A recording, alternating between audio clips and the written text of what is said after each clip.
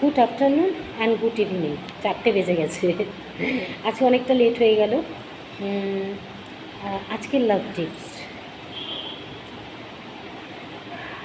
যখনই দেখবে যে নিজেদের মধ্যে কোনো রকম ঝামেলা হচ্ছে, চেষ্টা অবশ্যই করবে একদিন চুপ থাকতে। আমি না একটাই কথা বলতে চাইছি, এখন না নানা নানা জায়গায় নানা রকমের সমস্যা, তো চেষ্টা করবে না যে সংসারটাও যেন খুব লাইটলি নিয়ে চালাতে পারো। মানে যত জটিলতা বাড়াবে তত কিন্তু স্বামী স্ত্রীর মধ্যে ঝামেলা হবে। স্বামী স্ত্রী হোক, পার্টনার হোক, বা গার্লফ্রেন্ড বয়ফ্রেন্ড হোক, মানে করুক না, যদি ও কিছু করেও থাকে তাহলে তোমার কাছে সে যদি স্বীকার করে, ঠিক আছে, মানিয়ে নেবে।